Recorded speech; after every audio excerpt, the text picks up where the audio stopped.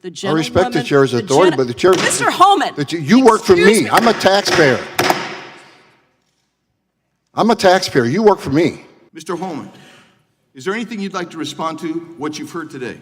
Yeah, I'd like to respond to Acting Chairman J. Paul and your comment about the Trump administration moving money around for more detention beds. I'd like to remind you, under the Obama administration, we did that most of the years he was president.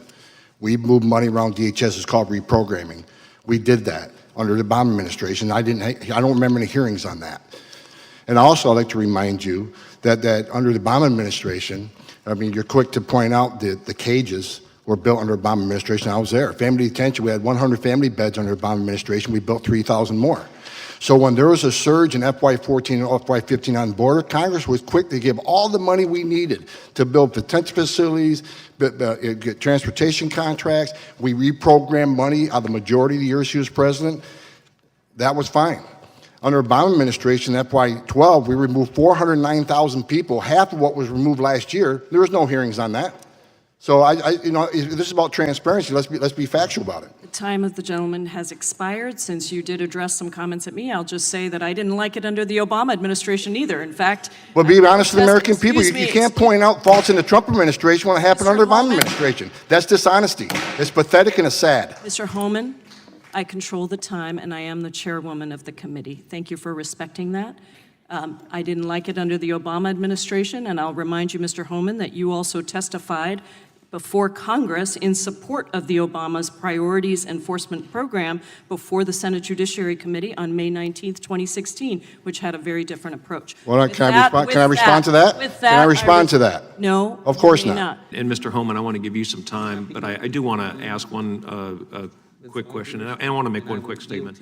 I find it very offensive that anybody would compare any federal employee, frankly, to someone who, the Gestapo or running Nazi concentration camps. That is very offensive. I have 15 seconds and I yield it to you. Thank you for saying that. I wish somebody in Democratic leadership would say that out loud. Look, you want to know why there's 50,000 people in detention? You want to know why we have 1 million illegal entries in the United States? You want to know why we have these issues? Because you have failed to secure the border. You have failed to work with this president to close the 3 loopholes we've asked for 2 years to close. So if you want to know why this issue exists, you need to look in the mirror. You have failed American people for not securing the border and closing loopholes. Mr. Holman, please respect the chair and the authority of the chair. The time of the gentleman has expired. I've asked you politely to let me go beyond my time, and you let other people go beyond their time, but not to Tom Holman. He don't get to go beyond his time. Mr. Holman, we have approved an agreement between the Republicans and the Democrats with the ranking member. We increased the time of one witness, one member of Congress who was interrupted by a protest. That is done with the approval of the ranking member. Please respect the chair's authority. I respect the chair's authority, but the chair... Mr. Holman! You work for me. I'm a taxpayer. I'm a taxpayer. You work for me. Ms. Holman, again, been one of them days you've sort of not had time. I appreciate it. First of all, I think everybody needs to be reminded, entering this country illegally is a crime. There's no prerequisite. You got to commit yet another crime to enforce the law. That's the law you enacted. A young lady over here mentioned 26 deaths in ICE custody. Wrong. That number's 9, and 1's too many. But out of the majority of those 9 deaths, which is the lowest of any federal and state facility, most of them died within days of detention. It wasn't ICE's fault. They came in ICE's custody in bad condition. So, and the year before that, majority more heart attacks. I don't know how heart attacks happen across this country every day. I don't know how you prevent that. So 9, not 26. And finally, I'll say this, sir. Your comment about me wanting to assault a lawmaker. Let me explain myself to that. Probably not the right thing to say, but I was angry. Let me tell you why you're angry, because you or no one else in this room has seen what I've seen in my 34 years. You didn't stay in the back of a tractor trailer shot my 19 dead aliens that suffocated to death because the smuggler didn't care, including a 5-year-old boy. What do you think his last 30 minutes were like? I was there. I seen it, I smelled it, I saw it, and I had a 5-year-old boy at the time, and it changed me for the rest of my life. I've seen people who couldn't pay their smuggling fees get stabbed in the face 22 times. 31% of the women are being raped crossing this border. Children are dying. Cartels are getting rich. Why am I angry? Because you haven't done anything to fix it. Nothing.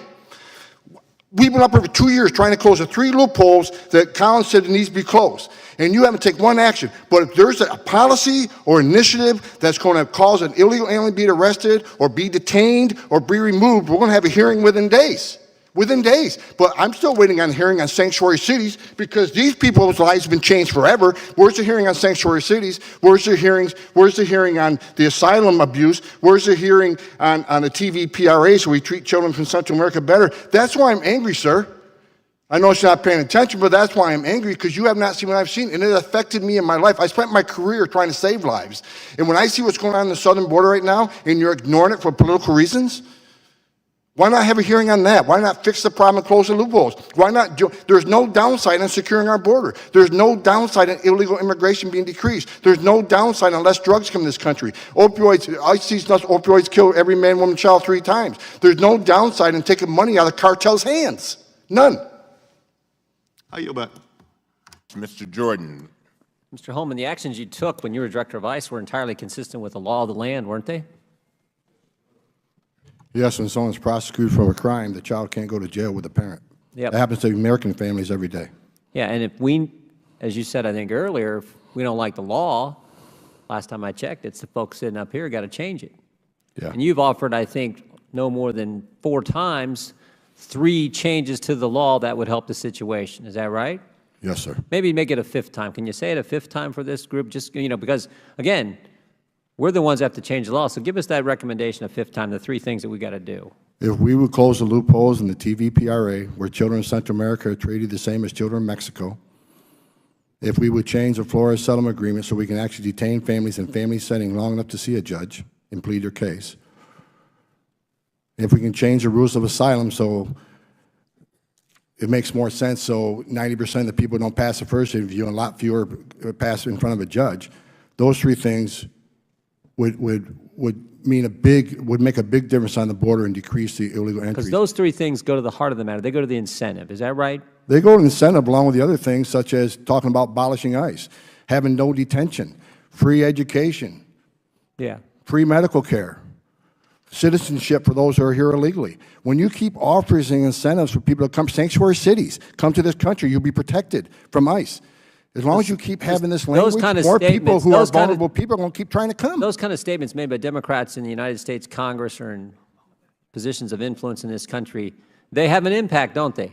They have a significant impact. When a member of Congress says abolish ICE, when another member of Congress says abolish DHS, when the Speaker of the House says walls are immoral, when the person who gave the State of the Union response to the President's State of the Union says she's okay with non-citizens voting, that all has an impact, doesn't it?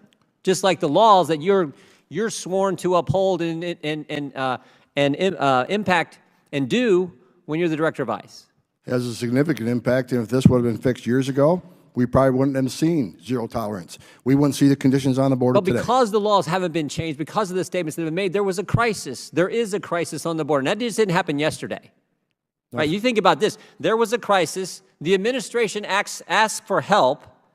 Democrats say it's contrived, it's manufactured, it's fake, it's not real.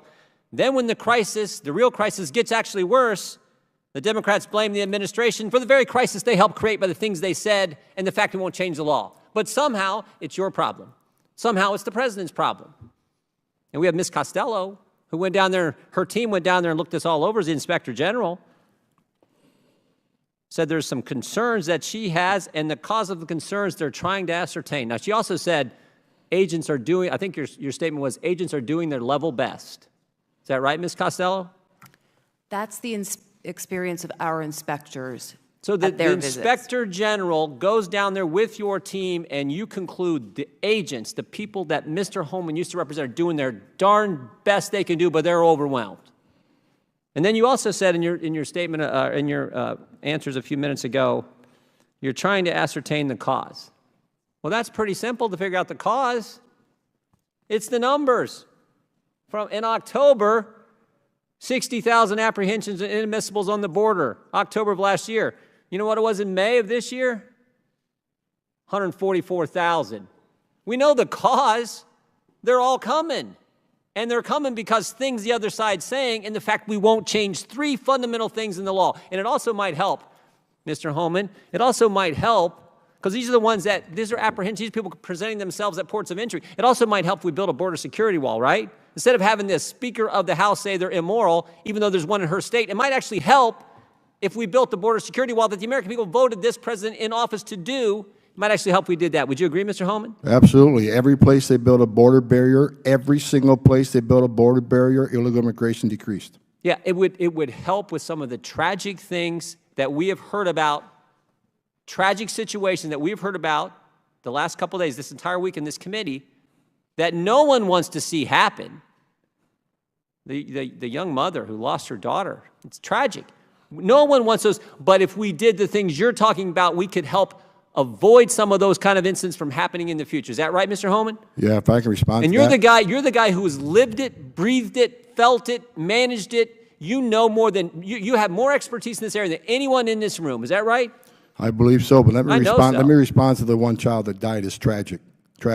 Sure is. But you know, as long as we're showing a lot of pictures, if I can have just 30 seconds. Here's a picture. Her name is Serenity. She was 9 months old, 9 months. Raped and murdered by an illegal alien because of open borders policy. Here's Irana. She was 5 years old. Raped repeatedly and murdered by an illegal alien. Here's Louise Solowin. She was 93. Multiple rapes and murdered by an illegal alien. Here's a 16-year-old. Here's a law enforcement officer. I got hundreds of these in my desk drawer. So I've seen tears for people today, and I understand that. It's tragic when anybody dies. But let's not forget the angel moms and dads who I've all met and got to know. Their children died, and they're separated forever. It's not a matter of location. They're dead. And a secure border would help prevent some of this. Sanctuary cities does not help this. Sanctuary cities this will increase because of the push of sanctuary cities. Come to our country, we'll protect you. You can even commit a crime, be in our county jail. We're not going to ice into the jail. So he'll go out. Recidivism rates, anybody can look them up. 50% reoffend the first year, up to 75 recidivate within 5 years. They're in the country illegally in violation of federal law. They're locked up in a county jail. Let us have access to them and do our job.